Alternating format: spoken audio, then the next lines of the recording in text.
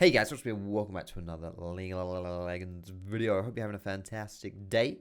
Today we're going to show you some junglers who are really shite in Season 7, but are pretty good right now in Season 8. When I say they're pretty good, I mean in comparison to how they were before. They're obviously not top tier junglers, but they're champions who you probably wouldn't even think of as being junglers, who actually work decently as junglers now. I also have either full gameplays or spectates of almost all of these champions we'll be talking about today, so if you want to see them in action in more detail, go check my channel, search for them, and you should come up lucky. So let's get cracking with the first jungler today, Jayce. Considering the meta right now is all about early game and having a crap ton of damage, Jayce fills that need out fairly decently. He's not the best clearer of the jungle, none of these champions really are, that's probably the biggest reason why they've not been considered meta for a long time, but he still does offer a lot of damage, and if you build him with full AD, some lethality chucked in there as well, it's basically just like you're playing top lane Jayce. Because of that, he can snowball pretty hard as well if you're going up against squishy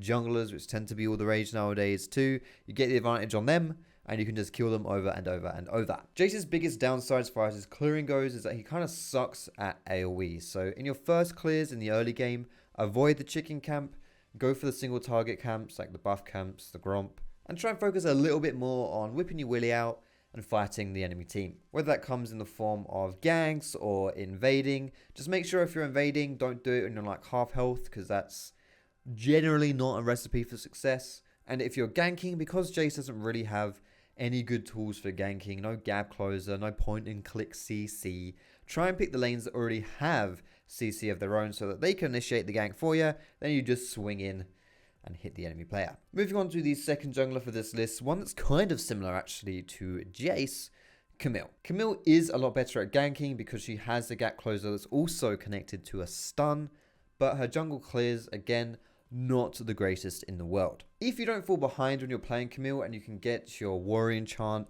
and your Triforce afterwards, you are really scary to enemy carries. Enemy squishies up against Camille get obliterated, deleted, wiped off of the face of the earth within just a few seconds of you jumping in on them. And that really should be your focus when you're playing Camille. You want to have more ganking than farming in the early game.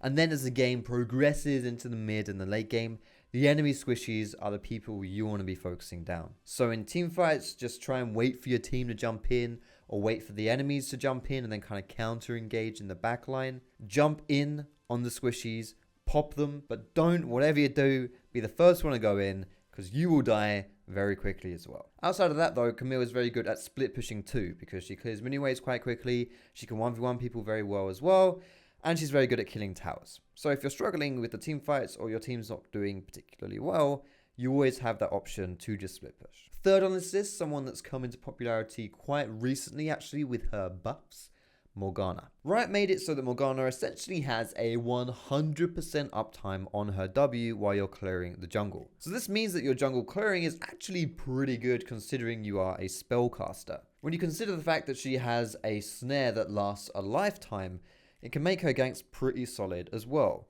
Of course, the downside to that is it's kind of hard to hit because it travels quite slowly, and also it gets blocked by minions. So you have to pick your timing right, but she can most definitely set up ganks with that Q. And also something that is extremely important to know, and I found this out the hard way. If you're watching my stream the other day, I got absolutely destroyed by this. If you're playing versus high damage early game junglers like Kha'Zix, if they invade you, they will kill you very easily. So you want to make sure you've taken the appropriate actions to stop that from happening. The obvious example of that is to ward up the entrances to your jungle so that you can see him coming in, back away and get your team to come and help you. But also just little things like when your buffs spawn, take them as fast as you can. You know, just little things that make it so the enemy jungler won't catch you unawares, and if they force you out of your jungle, you won't be losing too much. Of course, the later the game goes on, the less of a threat the enemy jungler becomes to you directly, and as Morgana, you do transition into these team fights pretty bloody well. Morgana is a champion that can fill the support role, so it's not like you even need to be popping off a Morg to be useful on her. Landing your bindings, getting a good ultimate off, peeling with your black shield,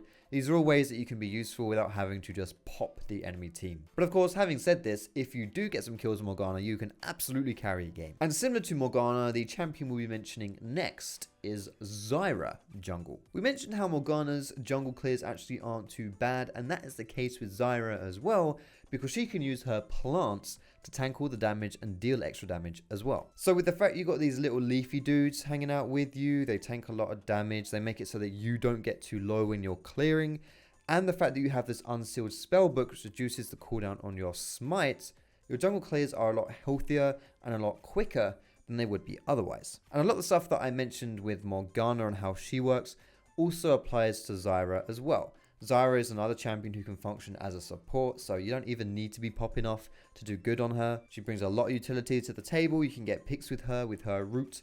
You can have really good teamfight control with her ultimate.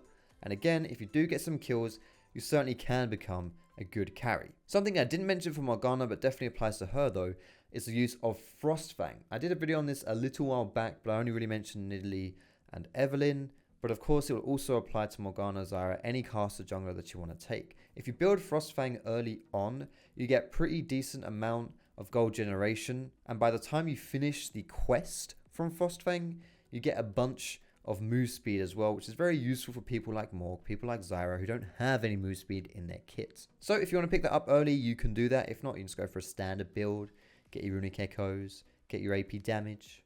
Lovely jubbly. And again, be careful of these strong early game junglers that want to come in and eat you alive. Kha'Zix's obviously the best example, but pretty much anyone that can just jump on you and fight you. These are all people who you can struggle with. So make sure you're taking adequate preparations if you're playing versus those champions. Before we move on to the penultimate jungler, or not kind of jungler, but kind of jungler, for today, I just want to say if you're enjoying the video, do hit me with that cheeky thumbs up and subscribe to me if you want to see more of my videos. Most importantly, thanks so much for being here. I appreciate you taking the video out. But without any further ado, champion numero 5, Tristana. This is a bit of a hypey thing a little while back. The hype has died down a tad, but she still deserves to be mentioned. A bit like how Ez was last season, kind of came out of nowhere, an AD carry who turned into a jungler.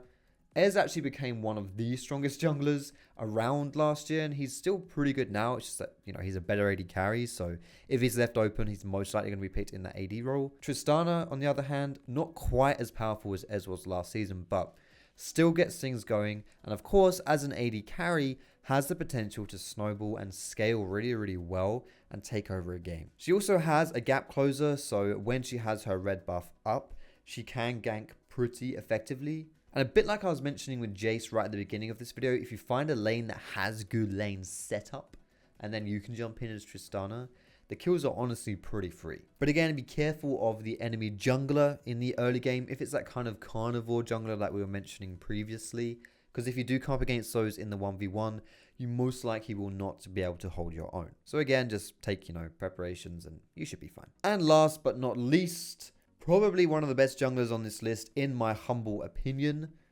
Yorick. Yorick has to be one of the most underrated junglers around right now.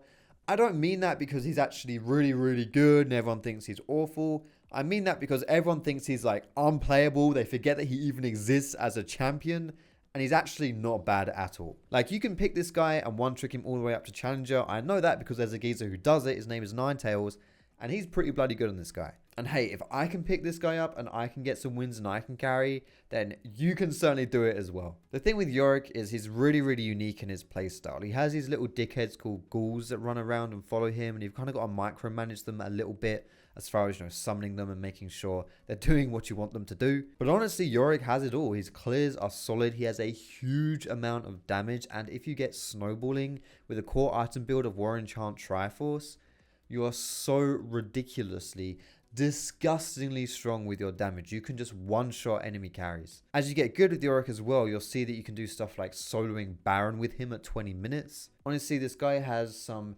unique things about him which you'll have to learn, and I would highly recommend that you watch Ninetales stream. Just Google Ninetales OCE. Just go watch him stream because you'll learn a lot from him. And honestly, it's really worth picking this guy up. I think Yorick is pretty solid jungler. Anyway, that just about does it for today's video, guys. Thank you so much for watching. I hope you enjoyed it. Cheeky thumbs up if you did like it, and you can subscribe to me for more League of Legends content.